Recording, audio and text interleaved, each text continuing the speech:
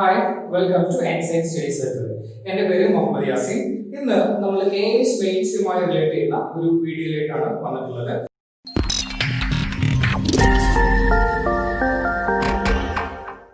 Anyway GS paper 3 വരുന്ന Indian economy പാർട്ടിലെ agriculture portion ആണ് actually ഇന്ന് നമ്മൾ ഡിസ്കസ് ചെയ്യുന്നത്. So paper 3 and agriculture sector.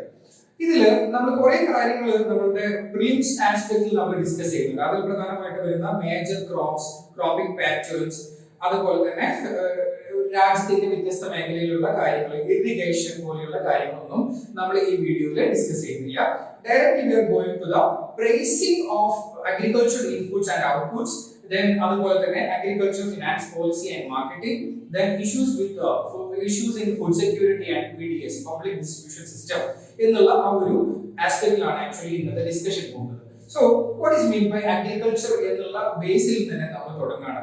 അഗ്രികൾച്ചറിനെ നമ്മൾ കൃത്യമായിട്ട് എടുത്തു നോക്കുകയാണെങ്കിൽ ഇന്ത്യൻ പോപ്പുലേഷന്റെ around 55% actually engaged in agriculture. So ആ 55% പോപ്പുലേഷൻ ഒന്നല്ലെങ്കിൽ വേറെ ഒരു തരത്തിൽ കണക്ട് ചെയ്ത് എടുക്കുകയാണ്. അപ്പൊ അവരുടെ പ്രിൻസിപ്പൽ സോഴ്സ് ഓഫ് ലിവ്ലിഹുഡ് എന്ന് പറയുന്നത് നമ്മുടെ ഈ പോപ്പുലേഷന്റെ ഈ 55% പോപ്പുലേഷന്റെ വരുന്നത് ആക്ച്വലി അഗ്രികൾച്ചർ ആണ്. സോ അവര് ഏതൊക്കെ മേഖലയിലാണ് എങ്ങനെയൊക്കെയാണ് വരുന്നത്, ഏതൊക്കെ മേഖലയിൽ ഇപ്പോ പ്രൈമറി സെക്ടർ മാത്രമല്ല അഗ്രികൾച്ചർ ഫോക്കസിൽ വരുന്നത്. ഇന്ത്യൻ എക്കണോമിക് പാർട്ടിൽ എടുത്ത് നോക്കുമ്പോൾ നമുക്ക് പ്രൈമറി സെക്ടർ ഉണ്ട്, സെക്കൻഡറി സെക്ടർ ഉണ്ട്, അതുപോലെ തന്നെ ടെർഷ്യറി സെക്ടർ, അങ്ങനെ പോകുന്ന സെക്ടേഴ്സ്. സോ ഇതിൽ ഏറ്റവും ആദ്യമായിട്ട് വരുന്ന ഏരിയ ആണ് ആക്ച്വലി പ്രൈമറി സെക്ടർ. ആ പ്രൈമറി സെക്ടറിൽ വരുന്നതാണ് അഗ്രികൾച്ചർ ആക്ടിവിറ്റീസ്. എന്നാൽ ഇൻഡസ്ട്രിയൽ സെക്ടർ, അതായത് സെക്കൻഡറി സെക്ടർ ആയാലും സർവീസ് സെക്ടർ ആയാലും അതല്ലെങ്കിൽ ടെർഷ്യറി സെക്ടർ ആയാലും ഇതെല്ലാം എന്തിനെ ഡിപെൻഡ് ചെയ്ത് വരുന്നുണ്ട്? അഗ്രികൾച്ചറിനെ ഡിപെൻഡ് ചെയ്ത് വരുന്ന ഒരു ആക്ടിവിറ്റി അല്ലെങ്കിൽ വ്യത്യസ്തങ്ങളായിട്ടുള്ള സെക്ടേഴ്സ് ആണ്. അപ്പോ നെക്സ്റ്റിൽ നമ്മൾ വരുമ്പോൾ ഏതൊക്കെയാണ് നമ്മുടെ ടോപ്പിക് എന്നുള്ളതാണ് ജസ്റ്റ് മെൻഷൻ ചെയ്തിട്ടുള്ളത്. അപ്പൊ നമ്മൾ നേരത്തെ പറഞ്ഞു pricing of agriculture inputs and outputs, agriculture finance policy and marketing, issues in the food security, അതുപോലെ തന്നെ public distribution system. Okay, directly we are entering into the topic pricing of agricultural inputs and outputs. എന്തൊക്കെയാണ് ഇതിൽ വരുന്ന കാര്യങ്ങൾ? എന്താണ് input pricing? Input പ്രൈസിംഗിന്റെ ഒരു idea actually പറയുന്നത് നമ്മുടെ ഇപ്പോൾ സീഡുകൾ, അതല്ലാന്നുണ്ടെങ്കിൽ ഫെർട്ടിലൈസറുകൾ, അതല്ലെങ്കിൽ പെസ്റ്റിസൈഡുകൾ, മെഷീനറി, വാട്ടർ, ഇലക്ട്രിസിറ്റി, എല്ലാ കാര്യങ്ങൾക്കും വേണ്ടിയിട്ട് ഒരു അഗ്രികൾച്ചർ ആക്ടിവിറ്റി ചെയ്യുന്നതിന് വേണ്ടി ആദ്യത്തെ പ്രിലിമിനറി സ്റ്റേറ്റ് മുതലുള്ള കാര്യങ്ങളെ ജസ്റ്റ് റെഫർ ചെയ്യുന്ന എന്തൊക്കെയാണ് നമ്മൾ ഇൻപുട്ടുകൾ കൊടുക്കേണ്ടത്, ആ ഇൻപുട്ടുകൾക്ക് ആവശ്യമായിട്ടുള്ള സബ്സിഡികൾ, അതിനനുസരിച്ചിട്ട് പ്രൈസിംഗ് ഇടുന്ന ഒരു സിസ്റ്റമാണ് ആക്ച്വലി ഇൻപുട്ട് പ്രൈസിംഗ് എന്ന് പറയുന്നത്. ഓക്കെ, പക്ഷേ ഇതിന്റെ ഒരു മെയിൻസ് ആസ്പെക്റ്റിൽ നമ്മൾ മനസ്സിലാക്കേണ്ടത് ഇതിന്റെ പോസിറ്റീവ് സൈഡുകൾ ഒരുപാടുണ്ട്, അതുപോലെ തന്നെ ഇതിന് വരുന്ന നെഗറ്റീവ് സൈഡുകളുണ്ട്. ഇതിന്റെ ഏറ്റവും കൂടുതൽ പോസിറ്റീവ് സൈഡുകൾ കിട്ടുന്നത് പ്രധാനമായിട്ടും കുറെ ഏരിയ, ഇപ്പൊ നമ്മുടെ കേരളത്തിന്റെ സൈഡിൽ നിന്നല്ലാണ്ട് മറ്റു ഭാഗങ്ങളിൽ നോക്കുകയാണെന്നുണ്ടെങ്കിൽ ഇന്ത്യയുടെ മറ്റു ഭാഗങ്ങൾ, മധ്യപ്രദേശ്, ഗുജറാത്ത്, അതുപോലെ തന്നെ തെലങ്കാന റീജിയനിലൊക്കെ വരുമ്പോൾ ഒരുപാട് ഏരിയ, ഹെക്ടർ കണക്കിന് ഏരിയ ചെയ്യുന്ന ബിഗ് ഫാർമേഴ്സ് ഉണ്ടാവും. എന്നാൽ വളരെ കുറഞ്ഞ ഏരിയയിൽ ചെയ്യുന്ന മാർജിനൽ ആയിട്ട് ചെയ്യുന്ന ഫാർമേഴ്സ് ഉണ്ടാവും. അപ്പൊ ആർക്കാണ് ഏറ്റവും കൂടുതൽ ഇതിന്റെ ബെനിഫിറ്റ് കിട്ടുന്നത്? ഇതിന്റെ ബെനിഫിറ്റ് കിട്ടുന്നതിന്റെ കൃത്യമായിട്ട് കിട്ടുന്നുണ്ടോ? ആ കാര്യങ്ങളൊക്കെ ആയിരിക്കണം ആക്ച്വലി നമ്മൾ എന്തെങ്കിലും മെൻഷൻ ചെയ്യേണ്ടത്. മെയിൻസ് ആസ്പെക്റ്റിൽ നമ്മളൊരു കാര്യം പറയുമ്പോൾ ശ്രദ്ധിക്കേണ്ടത്. സോ ഇവിടെ വരുന്നത് മീഡിയം ഫാർമേഴ്സിന്, പ്രത്യേകിച്ച് താഴേക്കിടയിലുള്ള ചെറിയ ലാൻഡ് ഏരിയയിൽ കൃഷി ചെയ്യുന്ന ഫാർമേഴ്സിന് ഇതിന്റെ കൃത്യമായിട്ടുള്ള കാര്യങ്ങൾ കിട്ടുന്നില്ല എന്നുള്ളതാണ് ഒരു വസ്തുത. അതുപോലെ തന്നെ എന്താണ് ഔട്ട്പുട്ട് പ്രൈസിംഗ്? ഔട്ട്പുട്ട് പ്രൈസിംഗിനെ കുറിച്ച് പറയുകയാണെന്നുണ്ടെങ്കിൽ ഇതിൽ നമ്മൾ വരുന്ന ഒരു കൃത്യമായിട്ടുള്ള ഒരു ഐഡിയ ഇതിന്റെ മെൻഷൻ ചെയ്യുകയാണെന്നുണ്ടെങ്കിൽ ഒരു പ്രൊഡക്ഷൻ അല്ലെങ്കിൽ ഹാർവെസ്റ്റിംഗ് കഴിഞ്ഞിട്ട് വരുന്ന ഔട്ട്പുട്ടിനെ അനുസരിച്ചിട്ട് നമുക്ക് എന്തൊക്കെയാണ് നമ്മളൊരു ഫാർമേഴ്സിന് ഇത്ര ഇൻകം കൊടുക്കാൻ പറ്റും. അപ്പോ പ്രൈസ് ഫ്ലക്ച്വേഷൻ അതുമായി ബന്ധപ്പെട്ടുള്ള കാര്യങ്ങളൊക്കെ മാറ്റി നിർത്തി മിനിമം ഒരു ഫാർമർക്ക് ഇത്ര കിട്ടും എന്നുള്ളതിന്റെ കാര്യങ്ങൾ മെൻഷൻ ചെയ്യുന്നതാണ് ആക്ച്വലി ഔട്ട്പുട്ട് പ്രൈസിംഗുമായി ബന്ധപ്പെട്ട് പറയുന്നത്. അപ്പോ ഒരു എത്രമാത്രം കമ്മോഡിറ്റി നമ്മുടെ ഒരു ഫാർമറുടെ കയ്യിലുണ്ട്, അപ്പൊ ആ ഒരു പ്രശ്നങ്ങൾ, ഒരു ഹാർവെസ്റ്റിംഗ് കഴിഞ്ഞു, അതിന്റെ സ്റ്റോറേജ് പ്രശ്നമുണ്ട്. എന്നാൽ അതേപോലെ തന്നെ വരുന്ന കുറെ ഇഷ്യൂസ്, നമ്മളിപ്പോ കുറെ ഒരു പ്രൊഡക്റ്റ് ആയി കഴിഞ്ഞു, ആ പ്രൊഡക്റ്റിനെ കൃത്യമായിട്ട് മാർക്കറ്റ് ചെയ്യാനുള്ള ഒരു സംവിധാനം അയാൾക്കില്ല. അതല്ലെങ്കിൽ ഒരു അതുമായി ബന്ധപ്പെട്ട് വരുന്ന പോസ്റ്റ് ഹാർവെസ്റ്റിന് ശേഷം വരുന്ന ഇഷ്യൂസിനെ പരിഹരിക്കുന്നതിന്റെ ഭാഗമായിട്ട് ഒരു മിനിമം റിട്ടേൺ ആർക്ക് കൊടുക്കുകയാണ്, നമ്മുടെ ഫാർമർക്ക് എൻഷുർ ചെയ്യുന്ന ഒരു ഫംഗ്ഷൻ ആക്ച്വലി ഉണ്ട് ഔട്ട്പുട്ട് പ്രൈസിംഗ് എന്നുള്ളതിനെ കുറിച്ചിട്ട് കണക്ട് ചെയ്യുന്നത്. എന്നാൽ ഈ ഒരു രണ്ട് cost of production is important element in the determination of output pricing. ഇപ്പോൾ നമ്മുടെ എത്രമാത്രമാണ് ഒരു എക്സ്പെൻസ് വരുന്നത്, ഒരു പ്രൊഡ്യൂസർ ഇപ്പൊ ഒരു ക്രോപ്പ് പ്രൊഡ്യൂസ് ചെയ്യാൻ എത്രമാത്രമാണ് എക്സ്പെൻസ് വരുന്നത്, ഒക്കെ എന്താണ് രണ്ട് പ്രൈസിംഗും ഇന്റർ റിലേറ്റഡ് ആയിട്ട് എടുക്കുന്ന ഒരു കാര്യമാണ്. ഇനി ഇപ്പോ ഒരു പ്രൈസിംഗുമായി ബന്ധപ്പെട്ടിട്ട് നമ്മൾ ഇൻപുട്ട് പ്രൈസിംഗ് എന്താണെന്നുള്ളത് ഓർത്തു വെക്കുക, ഔട്ട്പുട്ട് പ്രൈസിംഗ് എന്താണെന്നുള്ളത് ഓർത്തു വെക്കുക. ഇൻപുട്ട് പ്രൈസിംഗ് എന്ന് പറയുമ്പോൾ സീഡുകൾ എന്തൊക്കെയാണ് ഒരു ക്രോപ്പ് സോവിങ് ചെയ്യുന്ന അന്ന് മുതൽ ഹാർവെസ്റ്റിംഗ് വരെയുള്ള കൃത്യമായ കാര്യങ്ങൾ എടുത്തു നോക്കുമ്പോൾ എന്തൊക്കെ വരുന്നുണ്ട്, അതിനൊക്കെ ആയിട്ടുള്ള ഒരു കൃത്യമായിട്ടുള്ള ഒരു എമൗണ്ട് നമ്മുടെ ഗവൺമെന്റിന്റെ ഭാഗത്ത് കിട്ടുന്ന സബ്സിഡീസ് പോലെയുള്ള കാര്യങ്ങൾ. എന്നാൽ ഹാർവെസ്റ്റിംഗ് കഴിഞ്ഞതിന് ശേഷം നമ്മുടെ അതൊക്കെ പ്രൊക്യൂർ ചെയ്ത് അതിനൊരു മിനിമം കൺസേൺ, മിനിമം ആയിട്ടുള്ള ഒരു പ്രൈസ് കിട്ടുന്നുണ്ടോ എന്നുള്ളത് ഉറപ്പുവരുത്തുക, അങ്ങനെയുള്ള കാര്യങ്ങളാണ് ഔട്ട്പുട്ട് പ്രൈസിംഗിൽ വരുന്നത്. എനിവേ അതുമായി ബന്ധപ്പെട്ട് നമുക്ക് ആദ്യമായിട്ട് ഡിസ്കസ് ചെയ്യാവുന്ന സാധനമാണ് MSP, മിനിമം സപ്പോർട്ട് പ്രൈസ്. എന്താണ് MSP? ഇത് ഒരു കേസ് നമ്മൾ മനസ്സിലാക്കി വെക്കണം. MSP എന്നുള്ള സാധനം ആരാണ് അനൗൺസ് ചെയ്യുന്നത്? Commission for agriculture cost and prices, department of agriculture and corporation വരുന്ന ministry of agriculture department, ministry of അഗ്രികൾച്ചറിന്റെ കീഴിൽ വരുന്ന department of agriculture and corporation actually ഇത് റെക്കമെൻഡ് ചെയ്യുന്നത് CSCP ആണെന്നുണ്ടെങ്കിലും ഇംപ്ലിമെന്റ് ചെയ്യുന്നത് അനൗൺസ് ചെയ്യുന്നത് നമ്മൾ നേരത്തെ പറഞ്ഞ ഡിപ്പാർട്ട്മെന്റ് ആണ്. അപ്പൊ ഇത്രയും കാര്യങ്ങളാണ് ആക്ച്വലി ഓർത്തു വെക്കേണ്ടത്. MSPയും പ്രൊക്യൂർമെന്റ് പ്രൈസ് എന്ന് പറയുന്ന അടുത്ത ഒരു കേസ് കൂടി നമ്മളിപ്പോ വരുന്നുണ്ട്, പ്രൊക്യൂർമെന്റ് പ്രൈസ്. ഇത് തമ്മിലുള്ള പ്രധാന വ്യത്യാസം എന്താണ്? MSP എന്നുള്ളതിന്റെ മിനിമം ഒരു ഫാർമർക്ക് കിട്ടേണ്ട മിനിമം ആയിട്ടുള്ള ഒരു എമൗണ്ട്. അപ്പൊ അത് കിട്ടുമ്പോ അതല്ലാന്നുണ്ടെങ്കിൽ ഒരു കേരളത്തിൽ ഇപ്പൊ നമ്മൾ നാളികേരത്തിന്റെ കേസ് എടുത്ത് നോക്കുകയാണെന്നുണ്ടെങ്കിൽ ഒരു കൃഷി ചെയ്യുന്നു, അല്ലെങ്കിൽ നെല്ലിന്റെ കേസ് എടുത്ത് നോക്കുകയാണ്, നെല്ല് വിതയ്ക്കുന്നതിന് മുമ്പ് ഗവൺമെന്റ് പ്രഖ്യാപിക്കുകയാണ് നിങ്ങൾക്ക് മിനിമം ഇത്ര ഒരു എമൗണ്ട് കിട്ടും. അപ്പൊ അത് പറയുമ്പോൾ ഫാർമർക്ക് എന്തുണ്ടാവും? ഓക്കെ, ഇനി കൃഷി ചെയ്യാം, കൃഷി ചെയ്തിട്ട് ഗവൺമെന്റ് ഇത്ര രൂപ പ്രഖ്യാപിച്ചിട്ടുണ്ട്, അപ്പൊ ആ ഒരു എമൗണ്ടെങ്കിലും നമുക്ക് കിട്ടുമല്ലോ എന്നുള്ളൊരു ഉറപ്പ്. അപ്പോ എത്രയാണോ ഒരു കോസ്റ്റ് ഓഫ് പ്രൊഡക്ഷൻ നമ്മുടെ ഇപ്പൊ ഒരു റൂറൽ ഡിസ്ട്രസ് എന്നുള്ള ഒരു സാധനം മാറ്റുന്നത്, അത് ഒഴിവാക്കാൻ വേണ്ടിയിട്ട് നമുക്ക് ഒരു ക്രോപ്പ് പ്രൊഡ്യൂസ് ചെയ്യുന്നതിന് വേണ്ടിയിട്ട് എത്രയാണോ കോസ്റ്റ് ഓഫ് പ്രൊഡക്ഷൻ വരുന്നത്, ആ വരുന്നതിന്റെ 1.5 ഇരട്ടി എന്ത് ചെയ്യാണ്? ഇപ്പൊ നമുക്കൊരു 10,000 രൂപ വരുന്നുണ്ടെങ്കിൽ 1.5 ഇരട്ടി എന്ന് പറയുമ്പോൾ 15,000 രൂപ എന്ത് ചെയ്യും? ഗവൺമെന്റ് പ്രഖ്യാപിക്കുകയാണ്, ഇത്ര രൂപ നിങ്ങൾക്ക് ഒരു മിനിമം നിങ്ങളുടെ ഒരു താങ്ങുവില നൽകാൻ ഉദ്ദേശിക്കുന്നുണ്ട് എന്ന് പറയും. അങ്ങനെ സോവിങ് സീസണ് മുമ്പായിട്ട് പ്രഖ്യാപിക്കുന്ന കാര്യമാണ് ഇത് ആക്ച്വലി MSP. അതുപോലെ തന്നെ വലിയ ഇമ്പോർട്ടൻസ് ഒന്നുമില്ല, ഇപ്പൊ നിലവിൽ പ്രാക്ടീസ് ചെയ്യാത്ത ഒരു കാര്യമാണ് ആക്ച്വലി എന്ത്? Procurement price. ഇപ്പൊ നിലവിൽ ആ ഒരു പ്രൊക്യൂർമെന്റ് പ്രൈസ് എന്ന് പറയുന്ന കാര്യം നിലവിൽ ഡിസ്കഷനിലില്ല. കാര്യം എന്താ വെച്ചാൽ എന്താണ് പ്രൊക്യൂർമെന്റ് പ്രൈസും MSP തമ്മിലുള്ള പ്രധാന വ്യത്യാസം എന്ന് വെച്ചിട്ടുണ്ടെങ്കിൽ MSP സോവിങ് സീസണ് മുമ്പായിട്ട് അനൗൺസ് ചെയ്യുന്നു. പ്രൊക്യൂർമെന്റ് പ്രൈസ് നമ്മൾ എപ്പോഴാണോ ഹാർവെസ്റ്റ് ചെയ്ത് കഴിഞ്ഞ് കിട്ടുന്നത്, ഹാർവെസ്റ്റിംഗിന് ശേഷം അനൗൺസ് ചെയ്യുന്നതാണ് ആക്ച്വലി പ്രൊക്യൂർമെന്റ് പ്രൈസ്. അപ്പോ ഇത് രണ്ടും തമ്മിലുള്ള ചെറിയൊരു ഡിഫറൻസ് ഓർത്ത് വെക്കുക. MSP സോയിങ് സീസണ് മുമ്പായിട്ട് അനൗൺസ് ചെയ്യുന്നു, പോസ്റ്റ് ഹാർവെസ്റ്റിംഗ് കഴിഞ്ഞതിന് ശേഷം അനൗൺസ് ചെയ്യുന്നതാണ് ആക്ച്വലി പ്രൊക്യൂർമെന്റ് പ്രൈസ്. ഓക്കെ, അപ്പൊ ഈ രണ്ട് കേസുകൾ ഓർത്ത് വെക്കുക. ഇപ്പൊ നിലവിൽ നമ്മൾ ആ ഒരു പ്രാക്ടീസ് ഇല്ല, എന്തായാലും ഫാർമേഴ്സിന് സപ്പോർട്ട് കൊടുക്കണം എന്നുള്ളത് ഷുവർ ആണ്. കാരണം ചെറിയ മാർജിൻ ഇന്ത്യയുടെ ഈ ഒരു പോപ്പുലേഷന്റെ അറൌണ്ട് 55% എന്നൊക്കെ പറഞ്ഞു കഴിഞ്ഞാൽ ഏറ്റവും ഇപ്പോൾ നമ്മുടെ ഇന്ത്യയിലുള്ള 138 crore പീപ്പിളിൽ 55% ഓഫ് പോപ്പുലേഷൻ എൻഗേജ്ഡ് എന്ന് പറഞ്ഞു കഴിഞ്ഞാൽ അത്രയും ആളുകൾ അതിൽ ഇൻവോൾവ് ആണ്. അപ്പോൾ നമുക്ക് അവർക്ക് ഒരു മിനിമം അഷുറൻസ് കൊടുക്കുക എന്നുള്ളതിന്റെ ഭാഗമായിട്ട് ഗവൺമെന്റ് എപ്പോഴും ഇപ്പൊ നിലവിൽ ചെയ്യുന്ന കാര്യം MSP അനൗൺസ് ചെയ്യാന്നുള്ളതാണ്. പ്രൊക്യൂർമെന്റ് കേസ് ഇപ്പൊ നിലവിൽ അങ്ങനെ ഒരു പ്രാക്ടീസ് ചെയ്യാത്ത കാര്യമാണ്. അപ്പോൾ ഇത് തമ്മിലുള്ള ഡിഫറൻസ് ഒന്ന് ഓർത്ത് വെക്കുന്നത് നന്നാവും. നെക്സ്റ്റ് നമ്മൾ പറയുന്നതാണ് ഇഷ്യൂ പ്രൈസ്. എന്താണ് ഇഷ്യൂ പ്രൈസ് എന്ന് പറയുന്നുണ്ടെങ്കിൽ നമ്മൾ ഇപ്പോ ഒരു കുറെ പ്രൊഡക്റ്റ് ഒരു ക്രോപ്പ് ഹാർവെസ്റ്റിംഗ് കഴിഞ്ഞു, FCI ഫുള്ള് ഏറ്റെടുക്കുകയാണ്. FCI മിനിമം സപ്പോർട്ട് പ്രൈസ് വെച്ചിട്ട് ഇതൊക്കെ ഏറ്റെടുത്ത് കഴിഞ്ഞിട്ട് FCI എന്ത് ചെയ്യും? ഈ സാധനങ്ങളൊക്കെ പബ്ലിക് ഡിസ്ട്രിബ്യൂഷൻ സിസ്റ്റം വഴി ഡിസ്ട്രിബ്യൂട്ട് ചെയ്യും. അപ്പൊ ആ ഡിസ്ട്രിബ്യൂട്ട് ചെയ്യുമ്പോൾ ഒരു കൺസ്യൂമർക്ക് എത്ര എമൗണ്ടിനാണ് ആ ഒരു ഗ്രെയിൻസ് അല്ലെങ്കിൽ റൈസ് ആണെങ്കിൽ റൈസ്, വീറ്റ് ആണെങ്കിൽ വീറ്റ് എത്ര രൂപക്കാണ് കിട്ടുന്നത് എന്നുള്ളതിനെ വ്യക്തമായിട്ട് പറയുന്നതാണ് ആക്ച്വലി എന്ത് നമ്മുടെ ഇഷ്യൂ പ്രൈസ് എന്ന് പറയുന്നത്. അപ്പോൾ ഓർത്ത് വെക്കുക, പബ്ലിക് ഡിസ്ട്രിബ്യൂഷൻ സിസ്റ്റം വഴി ഇത് ഡിസ്ട്രിബ്യൂട്ട് ചെയ്യുമ്പോൾ ഈ പബ്ലിക് ഡിസ്ട്രിബ്യൂഷൻ വഴി ഡിസ്ട്രിബ്യൂട്ട് ചെയ്യുമ്പോൾ എത്ര രൂപക്കാണ് നമുക്ക് അത് കൺസ്യൂമർക്ക് കൊടുക്കാൻ പറ്റുക എന്നുള്ളൊരു കേസ്. ഓക്കെ, അതുപോലെ തന്നെ നെക്സ്റ്റ് നമ്മൾ വരുന്ന ഒരു ഇമ്പോർട്ടന്റ് ആയിട്ടുള്ള ടോപ്പിക് ആണ് ആക്ച്വലി നമ്മളെ സംബന്ധിച്ചിടത്തോളം NFSA, national food security act 2013. എന്താണ് ആക്ച്വലി NFSAയുമായി ബന്ധപ്പെട്ട് പറയാനുള്ളത് വെച്ചിട്ടുണ്ടെങ്കിൽ നമ്മൾ കുറെ പോയിന്റുകളിലേക്ക് ഒന്നും പോകുന്നില്ല, കൃത്യമായിട്ട് വളരെ മൈന്യൂട്ട് ആയിട്ടുള്ള 3-4 കാര്യങ്ങൾ മാത്രം ഡിസ്കസ് ചെയ്യാം.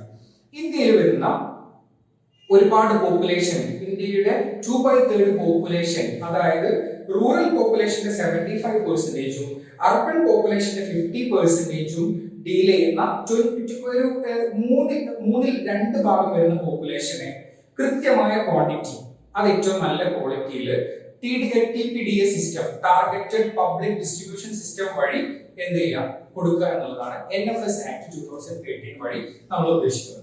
അപ്പോൾ അതിനായിട്ട് എന്ത് ചെയ്യുന്നുണ്ട്, SECC എന്ന് പറയുന്ന social economic cast census data ഉപയോഗിച്ച് നമ്മൾ എന്ത് ചെയ്യണം, ഇതിന്റെ ബെനിഫിഷ്യറീസിനൊക്കെ കണ്ടെത്തണം. ബെനിഫിഷ്യറീസിനെ കണ്ടെത്തിയതിനു ശേഷം എന്ത് ചെയ്യും, അതിൽ ആർക്കൊക്കെയാണ് കൊടുക്കേണ്ടത്, അതല്ലാന്നുണ്ടെങ്കിൽ ഗവൺമെന്റിന്റെ ഒരു മെക്കാനിസം അതിനുവേണ്ടി ആർക്കൊക്കെയാണ് അത് ഒരു കൃത്യമായിട്ട് ആവശ്യമുള്ള ബെനിഫിഷ്യറീസ് ആരൊക്കെയാണെന്നുള്ളത് കണ്ടെത്തുന്നതിനായിട്ട് എന്ത് ചെയ്യുന്നുണ്ട്, ഗവൺമെന്റിന്റെ മെക്കാനിസം അല്ലെങ്കിൽ SECC ഡാറ്റ ഉപയോഗിച്ച് എന്ത് ചെയ്യാണ്, ബെനിഫിഷ്യറീസിനെ കണ്ടെത്തുന്ന ഒരു സിസ്റ്റമാണ് ആക്ച്വലി എന്ത് ഫോളോ ചെയ്യുന്നത്, നമ്മളെ NFSA കാര്യങ്ങൾ ഫോളോ ചെയ്യുന്നത്. അപ്പോൾ എന്താണ് ഇത് കൊടുക്കുന്നത്, minimum 5 kilo food grains per month. എത്ര രൂപ വെച്ചിട്ട്, റൈസിനാണെങ്കിൽ 3 രൂപ, വീറ്റിനാണെങ്കിൽ 2 രൂപ, അതേപോലെ തന്നെ കോഴ്സ് ഗ്രെയിൻസിനാണെന്നുണ്ടെങ്കിൽ 1 രൂപ എന്നുള്ള ഒരു അളവിൽ മിനിമം 6 രൂപ ഉണ്ടെന്നുണ്ടെങ്കിൽ 5 കിലോ സബ്സിഡി അല്ലെങ്കിൽ നമുക്ക് എന്ത് ചെയ്യും, ഒരാൾക്ക് എടുക്കാൻ പറ്റുന്ന രീതിയിലാണ് NFSA ആക്ട് പറയുന്നത്. ഇതിൽ വേറെ കുറെ ആസ്പെക്റ്റുകൾ ഉണ്ട്. നമ്മൾ കണ്ടിട്ടുണ്ടാവുമ്പോൾ നമ്മുടെ വീട്ടില് എൽഡർ ആയിട്ടുള്ള ആളുടെ പേരിലേക്ക് റേഷൻ കാർഡ് ചേഞ്ച് ചെയ്യുന്നു. കുറെ ആളുകൾ ഇപ്പോൾ സ്ത്രീകളുടെ പേരിലേക്ക് എന്ത് ചെയ്യുന്നുണ്ട്, റേഷൻ കാർഡിന്റെ പേര് മാറ്റുന്നുണ്ട്. അപ്പൊ അതൊക്കെ 2013 UPA ഗവൺമെന്റിന്റെ ഭാഗമായിട്ട് ഗവൺമെന്റ് ഇംപ്ലിമെന്റ് ചെയ്തതാണ് ആക്ച്വലി ഈ NFSA, നാഷണൽ ഫുഡ് സെക്യൂരിറ്റി ആക്ടുമായി ബന്ധപ്പെട്ടിട്ടുള്ള കാര്യങ്ങളാണ് അത് നടക്കുന്നത്. അപ്പൊ ഓർത്തു വെക്കുക, നമ്മളുടെ മെറ്റേണിറ്റി, ഇപ്പോ പ്രഗ്നൻസി ഉള്ള ആളുകൾക്ക് അല്ലെങ്കിൽ ലാക്ടേറ്റിംഗ് വുമണിനുള്ള ഒരു കുറെ സ്കീമുകളും കാര്യങ്ങളൊക്കെ നമ്മുടെ അംഗൻവാടികൾ വഴിയൊക്കെ ICDS ആശാ വർക്കർമാരും വഴി ഡിസ്ട്രിബ്യൂട്ട് ചെയ്യുന്ന കോഴ്സ് ഗ്രേഡ്സ് കാര്യങ്ങളൊക്കെ. അപ്പൊ അതുപോലെ തന്നെ അതൊക്കെ എന്തിന്റെ കീഴിൽ വരുന്നതാണ്, നമ്മുടെ നാഷണൽ ഫുഡ് സെക്യൂരിറ്റി ആക്ടിന്റെ കീഴിൽ വരുന്നതാണ്.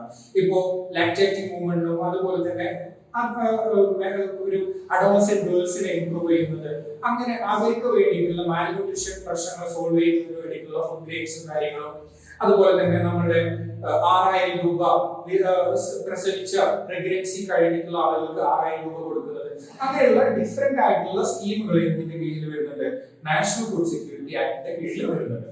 അപ്പൊ അതൊക്കെ നോക്കി വെക്കുക. പ്രധാനമായിട്ട് കൊടുക്കുന്നത് malnutrition support to women and children. Okay, nutritional support to women and children എന്നുള്ളതാണ് പ്രധാന സ്പെഷ്യൽ ഫോക്കസ് ആയിട്ട് നമ്മൾ അതിൽ ഡീൽ ചെയ്യുന്നത്. എനിവേ, ഇതുമായി ബന്ധപ്പെട്ട് പറയുകയാണെന്നുണ്ടെങ്കിൽ PDS സിസ്റ്റത്തിനുള്ളിൽ ഈ ഒരു NFSAയുമായി ബന്ധപ്പെട്ട് കുറെ അപ്ഡേഷൻസ് വന്നിട്ടുണ്ട്. പ്രധാനമായിട്ട് പറയുകയാണെന്നുണ്ടെങ്കിൽ നമ്മൾ ICT technology, end to end computerisation, അതായത് FCA ബോർഡറിലേക്ക് വരുന്നതിന് കൃത്യമായ കണക്കുണ്ട്, നമ്മുടെ പുറത്തു പോകുന്നതിന് ഡിസ്ട്രിബ്യൂഷൻ വഴി പോകുന്നതിന് കൃത്യമായ കാര്യങ്ങൾ, അതെല്ലാം കമ്പ്യൂട്ടറൈസേഷൻ ചെയ്തു. അതുപോലെ തന്നെ ആധാർ വെച്ചിട്ട് ആധാർ ലിങ്ക് എടുത്ത് നമ്മൾ എന്ത് ചെയ്തു, കൃത്യമായി ബെനിഫിഷ്യറീസിനെ കൃത്യമായിട്ട് അവരിലേക്ക് എത്തിക്കുന്ന TPDS സിസ്റ്റം നമ്മൾ ഡെവലപ്പ് ചെയ്തു. അങ്ങനെയുള്ള കുറെ കാര്യങ്ങൾ നമ്മൾ എന്ത് ചെയ്യുന്നുണ്ട്, നാഷണൽ ഫുഡ് സെക്യൂരിറ്റി ആക്ടുമായി ബന്ധപ്പെട്ട് വരുന്നുണ്ട്. അപ്പോ ഈ ഒരു കാര്യങ്ങളൊക്കെ കൃത്യമായി അതിൻ്റെതായ ഒരു രീതിയിൽ കൊണ്ടുവരുന്നതുമായി ബന്ധപ്പെട്ട് NFSAക്ക് കൃത്യമായ ഒരു റോള് ഇതിൽ വരുന്നുണ്ട്. പക്ഷേ അതുമായി ബന്ധപ്പെട്ട് തന്നെ ഇഷ്യൂസ്, PDS സിസ്റ്റത്തിൽ ഒരുപാട് ഇഷ്യൂസ് വരുന്നുണ്ട്. എന്ത് സംഭവിക്കുന്നു വെച്ചിട്ടുണ്ടെങ്കിൽ ഈ ഒരു ഇൻക്ലൂഷൻ, ആരൊക്കെ ഇതിലേക്ക് ഉൾപ്പെടുത്തണം, ആരൊക്കെ ഇതിൽ നിന്ന് ഒഴിവാക്കണം എന്നുള്ളതിനെ കുറിച്ച് ഒരു കൃത്യമായ ഒരു ധാരണ പ്രശ്നം അല്ലെങ്കിൽ ഇറേഴ്സ് ഇതിൽ വരുന്നുണ്ട്, ബെനിഫിഷ്യറീസിനെ കണ്ടെത്തുന്നതിൽ വരുന്നുണ്ട്. അതാണ് ആദ്യമായിട്ട് ഡിസ്കസ് ചെയ്യേണ്ട ഇഷ്യൂ. രണ്ടാമത്, നമ്മുടെ ഭാഗത്തുള്ള ഫെയർ പ്രൈസ് ഷോപ്പുകൾ, നമ്മളിപ്പോ മാവേലി സ്റ്റോറുകൾ, നമ്മുടെ ഭാഗത്തുള്ള നോക്കുകയാണെന്നുണ്ടെങ്കിൽ മാവേലി സ്റ്റോറുകൾ എത്രമാത്രം ഉണ്ട് എന്നുള്ളത് നമുക്കറിയാം. ഒരുപാട് ദൂരം സഞ്ചരിച്ച് വേണം എന്ത് മാവേലി സ്റ്റോറുകളിലേക്ക് എത്താൻ. എന്നാൽ അങ്ങനെ മാത്രം മതിയോ? അല്ല, മാവേലി സ്റ്റോറുകളുടെ എണ്ണം കൂടുകയാണെന്നുണ്ടെങ്കിൽ ആളുകൾക്ക് കിട്ടുന്ന വില കുറഞ്ഞ് കിട്ടുന്ന കുറെ കാര്യങ്ങൾ, അവരെ നിത്യോപയോഗ സാധനങ്ങളും കാര്യങ്ങളൊക്കെ എന്ത് ചെയ്യും, ഒരുപാട് വില കുറഞ്ഞ ആളുകൾ കിട്ടും. അപ്പൊ അങ്ങനെയുള്ള ഫെയർ ഷോപ്പ് പ്രൈസ് ഷോപ്പുകളുടെ കുറവുകൾ, അതുപോലെ തന്നെ നമ്മുടെ എന്ത് ചെയ്യാം, പോയിന്റ് ഓഫ് സെയിൽ മെഷീൻസ്, എന്തിന് അവിടെയുള്ള ഫ്രോഡ് നടക്കുന്ന കാര്യങ്ങൾക്ക് നമ്മുടെ POS മെഷീൻ അത്രമാത്രം എഫിഷ്യന്റ് അല്ല, അതിനെ പ്രിവെന്റ് ചെയ്യാൻ പറ്റുന്നില്ല എന്നുള്ള കാര്യം. അതുപോലെ തന്നെ എത്രയാണോ ഒരാൾക്ക് കിട്ടേണ്ടത്, അല്ലെങ്കിൽ ഒരു കൺസ്യൂമർക്ക് എത്രയാണോ കിട്ടേണ്ടത് അതിനെ കൃത്യമായിട്ട് നമുക്ക് കിട്ടാതിരിക്കുക. ഇപ്പോ ഒരു കേസ് പറയുകയാണെന്നുണ്ടെങ്കിൽ, ഇപ്പൊ നമ്മുടെ നാട്ടുപ്രദേശങ്ങളിലൊക്കെ നമ്മൾ ഒരു സ്ലിപ്പ് വാങ്ങുന്നു. ആ സ്ലിപ്പ് വാങ്ങുമ്പോൾ നമുക്ക് എന്ത് കിട്ടും? സ്ലിപ്പിൽ നിങ്ങളുടെ കാര്യങ്ങൾ എന്തൊക്കെയാണ്, നിങ്ങൾ വാങ്ങിയിട്ടുള്ള കാര്യങ്ങൾ എന്തൊക്കെയാണ് കൃത്യമായി മെൻഷൻ ചെയ്തിട്ടുണ്ടാവും. അപ്പൊ ആ മെൻഷൻ ചെയ്തതിൽ എത്രമാത്രം സാധനങ്ങൾ നമ്മൾ വാങ്ങും. നമ്മൾ ചിലപ്പോൾ ഒരു സാധനം ഇത് വേണ്ട എന്ന് പറയുമ്പോൾ പക്ഷെ ബില്ലിൽ ആ സാധനം ഉണ്ടാവും. അപ്പോ അതാണ് അങ്ങനെ വരുന്ന ഇഷ്യൂസ് ആര് ചെയ്യുന്നു? FPS ഓണേഴ്സ് ഇങ്ങനെയുള്ള ഇഷ്യൂസ് ചെയ്യുന്നതോട് കൂടിയിട്ട് പ്രോബ്ലംസ്, അതിന്റെ ബെനിഫിഷ്യറിക്ക് കൃത്യമായ കാര്യങ്ങൾ കിട്ടാതെ വരുന്നുണ്ട്. അതുപോലെ തന്നെ ഇപ്പോൾ ചില ഏരിയാസിൽ നമ്മളൊരു ഫോൺ ഉപയോഗിക്കുമ്പോൾ പോലും റേഞ്ച് ഇല്ലാത്ത സിറ്റുവേഷൻ വരുമ്പോൾ, ഈ റേഞ്ച് ഇല്ലാത്ത സിറ്റുവേഷനിൽ എങ്ങനെ ഒരു ആധാർ ഉപയോഗിച്ച് കാര്യങ്ങൾ വർക്ക് ചെയ്യില്ല. അപ്പൊ poor internet connectivity is a main issue. Okay, അതുപോലെ തന്നെ നമ്മുടെ വേസ്റ്റേജ്, ഇപ്പോ ഒരു ഗോഡൌണുകളും കാര്യങ്ങളും കുഴിവെച്ച രീതിയും മറ്റും ഒക്കെ നമ്മൾ കഴിക്കുന്ന ഭക്ഷണ ആവശ്യങ്ങൾക്കായിട്ടുള്ള അരിയും സാധനങ്ങളൊക്കെ നാശമായിട്ട് പോകുന്ന, അപ്പൊ അങ്ങനെയുള്ള കുറച്ച് PDSുമായി ബന്ധപ്പെടുന്ന ഒരു 6 ഇഷ്യൂസ് നമ്മൾ ലിസ്റ്റ് മെൻഷൻ ചെയ്തു. അതുപോലെ തന്നെ ഇതിനെ എങ്ങനെ ഇംപ്രൂവ് ചെയ്യാൻ പറ്റും, എത്ര രീതിയിൽ എന്തൊക്കെ കാര്യങ്ങൾ റീകണ്ടീഷൻ ദ PDS സിസ്റ്റം എന്നുള്ള രീതിയിൽ എന്തൊക്കെ മെഷേഴ്സ് നമുക്ക് എടുക്കാൻ പറ്റും. അപ്പൊ അതിൽ വരുന്ന കുറച്ച് കാര്യങ്ങൾ, improving the functions of PDS shops, PDS ഷോപ്പിന്റെ ഫങ്ഷൻസ് ഇംപ്രൂവ് ചെയ്യാം. അപ്പൊ ഇംപ്രൂവ് ചെയ്യുമ്പോൾ എന്താ പോയിക്കും, കുറെ കാര്യം, ഫെയർ പ്രൈസ് ഷോപ്പ്, ഗോഡൌണുകൾ, കോൾ സെന്ററുകൾ. ഇപ്പൊ നമുക്കൊരു പ്രോബ്ലം വന്നു, നമ്മുടെ റേഷൻ ഷോപ്പിൽ നിന്ന് ഒരു പ്രോബ്ലം വന്ന് നമ്മൾ ആരെങ്കിലും വിളിച്ചറിയിക്കുന്നുണ്ടോ? ആരെയില്ല. അപ്പൊ അങ്ങനെയുള്ള ഒരു കൺസേൺ ഉള്ള കാര്യങ്ങൾ, ഇപ്പൊ നമുക്ക് ഇങ്ങനെ പ്രോബ്ലം ഉണ്ട് എന്ന് പറഞ്ഞിട്ട് വിളിച്ച് പറയാൻ പറ്റിയ ഒരു സെന്റർ. അതുപോലെ തന്നെ ഒരു എന്താ പറയാ, ഇപ്പൊ ബയോമെട്രിക് നമ്മൾ ഒരു വിരൽ വെച്ചു കൊടുക്കുകയാണ്. നമ്മളിപ്പോ ഒരു റേഷൻ ഷോപ്പിൽ പോയി കഴിഞ്ഞാൽ നമ്മളെ വിരൽ ഫിംഗർ പ്രിന്റ് വെച്ചു കൊടുക്കും. ഫിംഗർ പ്രിന്റ് വർക്ക് ആവാണ്ടിരിക്കുക, മാച്ച് ആവാണ്ടിരിക്കുക, ഐറിസ് എടുക്കുമ്പോൾ കൃത്യമായിട്ട് വർക്ക് ചെയ്യാണ്ടിരിക്കുക, അങ്ങനെയുള്ള പ്രോബ്ലംസ് വരുമ്പോൾ ഏറ്റവും നല്ല ക്വാളിറ്റി ഉള്ള മെഷീനറീസ്, എന്തിന് ഇങ്ങനെയുള്ള ആധാർ വെരിഫിക്കേഷന് വേണ്ടി കൃത്യമായ മെഷീനറീസ് ഉപയോഗിക്കുക. അതുപോലെ തന്നെ നമ്മുടെ ഇലക്ട്രോണിക് വെയിങ് മെഷീൻസ് എന്തിനോട് കണക്ട് ചെയ്യുക, നമ്മുടെ POS സിസ്റ്റവുമായിട്ട്, പോയിന്റ് ഓഫ് സെയിൽ മെഷീനുമായിട്ട്, ഡിവൈസുമായിട്ട് കണക്ട് ചെയ്യുക. അതുപോലെ തന്നെ ക്യാഷ്ലെസ് ട്രാൻസാക്ഷൻസ് കൂടുതൽ പ്രൊമോട്ട് ചെയ്യാം. ഇപ്പൊ നമ്മള് ഒരു മെഷീനറി ഉണ്ട്, ഒരു മെഷീനറിയിൽ കൃത്യമായി എത്ര തൂക്കി എന്നുള്ളത് നമുക്കറിയുന്നു. ദെൻ അതിന്റെ ബില്ല് ഓട്ടോമാറ്റിക്കലി EPSലേക്ക് EPOSലേക്ക് കണക്ട് ചെയ്യുന്നു. സോ എത്ര 1 കിലോ അരി എടുത്തു, ആ 1 കിലോ അരിക്ക് ഇത്ര രൂപ കൊടുക്കണം എന്നുള്ളത് ഇതിലേക്ക് ഓട്ടോമാറ്റിക് ഡിറ്റക്ഷൻ വരുന്നു. ഓട്ടോമാറ്റിക്കായിട്ട് നമ്മൾ ആ എമൗണ്ട് നമ്മൾ ഒരു ഗീവ് ആപ്പ് വഴിയോ അല്ലെങ്കിൽ ഗൂഗിൾ പേ വഴിയോ അല്ലെങ്കിൽ ക്യാഷ്ലെസ് ആയിട്ടുള്ള ട്രാൻസാക്ഷൻ ചെയ്യുന്നു. ഓക്കെ, അപ്പൊ പിന്നെ അവിടെ എന്തില്ല, ഈ ഫ്രോഡ് മറ്റു കാര്യങ്ങൾക്കൊന്നുള്ള സാധ്യത ഇല്ലാതാവും. അപ്പൊ അങ്ങനെയുള്ള കുറെ ഇഷ്യൂസിനെ നമുക്ക് എന്ത് ചെയ്യാൻ പറ്റും, അതിലൂടെ ഒക്കെ റിസോൾവ് ചെയ്യാൻ പറ്റും. അപ്പൊ അങ്ങനെയുള്ള കുറെ ഇഷ്യൂസ് കാര്യങ്ങളുണ്ട്. അപ്പോൾ കൃത്യമായിട്ട് കുറച്ച് കാര്യങ്ങൾ മെൻഷൻ ചെയ്തെന്ന് മാത്രം. അപ്പൊ അതേപോലെ തന്നെ NFSAയുമായി ബന്ധപ്പെട്ടിട്ട് ഇപ്പൊ റീസെന്റ് ആയിട്ട് വന്നിട്ടുള്ള ഒരു കാര്യമാണ്. ഇപ്പൊ നമ്മൾ ശ്രദ്ധിച്ചിട്ടുണ്ടാവും, ഒരു എവിടുന്ന് വേണമെങ്കിലും ഇപ്പൊ നമ്മുടെ കോവിഡ് സമയത്ത് ഒരു കുറെ ആളുകൾ നമ്മുടെ അതിഥി തൊഴിലാളികൾ, മൈഗ്രന്റ് ലേബേഴ്സ് അറൌണ്ട് ഇന്ത്യയുടെ 37%, അതായത് 45 കോടി ജനങ്ങൾ ഇന്ത്യയിലെ അതിഥി തൊഴിലാളികളാണ്, ഇന്ത്യൻ ആയിട്ട് മൈഗ്രന്റ് ലേബേഴ്സ് ആണ്. അപ്പൊ അവർക്കുള്ള, ഇപ്പൊ നമ്മള് കേരളത്തിൽ നിന്ന് ഡൽഹിയിലേക്കോ ചെന്നൈയിലേക്കോ മദ്രാസ് ബാംഗ്ലൂരിലേക്കോ ഒക്കെ പോയി, അവിടെ പോയി കഴിഞ്ഞാൽ നമുക്ക് റേഷൻ വാങ്ങാറുണ്ടോ? ഇല്ല, നമുക്ക് അവിടെ റേഷൻ കാർഡ് ഇല്ല. എന്നാൽ ആ ഒരു സിസ്റ്റത്തെ ഓവർകം ചെയ്യുന്ന, ആ ഒരു സിസ്റ്റത്തിന്, ആ ഒരു പ്രോബ്ലത്തെ റിസോൾവ് ചെയ്യുന്നതിന് വേണ്ടിയിട്ട് ഇന്ത്യയിൽ ഇംപ്ലിമെന്റ് ചെയ്ത സാധനമാണ് one nation one ration card system എന്ന് പറഞ്ഞിട്ടുണ്ടെങ്കിൽ ഇന്ത്യയിൽ എവിടെ നിന്ന് വേണമെങ്കിലും നമുക്ക് പർച്ചേസ് ചെയ്യാം. ഇന്ത്യയിൽ ഏത് സ്റ്റേറ്റിൽ നിന്ന് വേണമെങ്കിലും നമുക്ക് പർച്ചേസ് ചെയ്യാം. അതുപോലെ തന്നെ ഏത് റേഷൻ ഷോപ്പിൽ നിന്ന് വേണമെങ്കിലും നമുക്ക് പർച്ചേസ് ചെയ്യാം. ഇപ്പോ നമ്മളെ പല റേഷൻ ഷോപ്പുകളിൽ പോയി കഴിഞ്ഞാൽ ഇന്നിവിടെ പഞ്ചസാര ഇല്ല, ഇന്നിവിടെ അരിയില്ല, ഇന്നിവിടെ ഗോതമ്പില്ല എന്നൊക്കെ പറയുമ്പോൾ അയ്യോ ഇനി നമുക്ക് കിട്ടില്ലല്ലോ എന്നുള്ളൊരു പ്രശ്നം ഇല്ല. നമുക്ക് തൊട്ടപ്പുറത്തെ റേഷൻ ഷോപ്പിൽ പോയിട്ടും എന്ത് ചെയ്യാം, നമുക്ക് സാധനം മേടിക്കാം. അപ്പൊ അതിനാരെയും ഡിപ്പെൻഡ് ചെയ്യുന്നില്ല. അപ്പൊ കൺസ്യൂമറിനെ എംപവർ ചെയ്യുന്ന ഒരു സിസ്റ്റമാണ് actually one nation one ration card എന്നുള്ള സിസ്റ്റവുമായി ബന്ധപ്പെട്ടിട്ട് ജൂലൈ 2020 ഈ കഴിഞ്ഞ ജൂൺ 2020 എന്ത് വരുന്നത്? June 2020 one nation one ration card എന്നുള്ള സിസ്റ്റം വരുന്നത്. ജൂൺ 2020 മിസ്റ്റേക്ക് ആയിട്ടാണ് ജൂലൈ എന്ന് പറഞ്ഞത്. അപ്പൊ അത് ക്ലിയർ ചെയ്യാം. ജൂൺ 2020 ആക്ച്വലി എന്ത് വരുന്നത്? ഈ ഒരു സിസ്റ്റം ഓൾ ഓവർ ഇന്ത്യയിൽ ഇംപ്ലിമെന്റ് ചെയ്യുന്നത്. അപ്പൊ അതുമായി ബന്ധപ്പെട്ട് കുറച്ച് കാര്യങ്ങൾ പറയാനാണെന്നുണ്ടെങ്കിൽ ഇപ്പോ നമുക്ക് ഒരു റേഷൻ കാർഡ് ഉണ്ട്, നമുക്കത് എവിടെയെങ്കിലും വേറെ എവിടെയും പോയി ഉപയോഗിക്കാൻ പറ്റില്ല. അപ്പൊ ആ ഒരു സിസ്റ്റത്തെ ഓവർകം ചെയ്യുന്നു. നമുക്ക് ഏത് റേഷൻ ഷോപ്പിൽ നിന്ന് പോയിട്ട് വാങ്ങാൻ പറ്റുന്നു. അപ്പോ നമ്മൾ നേരത്തെ പറഞ്ഞു ഈ കോവിഡുമായി ബന്ധപ്പെട്ട് അതിഥിതൊഴിലാളികൾ അങ്ങോട്ടും ഇങ്ങോട്ടൊക്കെ പോകുന്ന സിസ്റ്റം ഉണ്ടായി. അപ്പൊ നമ്മുടെ നാട്ടിലേക്ക് വരുന്ന അതിഥിതൊഴിലാളികൾ അവർക്ക് ഭക്ഷണം വാങ്ങാൻ കരിഞ്ചന്ത പോലെയുള്ള പ്രശ്നങ്ങളൊക്കെ റിസോൾവ് ചെയ്തിട്ട് അവരവിടെ ഉപയോഗിക്കുന്ന അതേ റേഷൻ കാർഡ് ഉപയോഗിച്ച് ഇവിടുത്തെ റേഷൻ ഷോപ്പിൽ നിന്ന് സാധനങ്ങൾ വാങ്ങാൻ പറ്റുമ്പോൾ അവരെ ബുദ്ധിമുട്ടുന്ന സിറ്റുവേഷൻ ഉണ്ടാവും ഇല്ല. അപ്പൊ അവരെ പോലെയുള്ള ഓരോ ആളുകളെയും ക്വാണ്ടിറ്റിയും ക്വാളിറ്റിയും കൃത്യമായി NFSA എന്നുള്ള ഒരു ആക്ടിന്റെ ഒരു നിയമത്തിന്റെ എല്ലാ പരിധികളിൽ നിന്നിട്ട് കൃത്യമായ കാര്യങ്ങൾ ചെയ്യുന്നതാണ് one nation one ration card ഒരു സ്കീം. അപ്പോൾ അതൊന്ന് ഓർത്തുവെക്കുക. അതുപോലെ തന്നെ കസ്റ്റമേഴ്സിന് നല്ല എംപവർമെന്റ് കൊടുക്കുന്നുണ്ട്.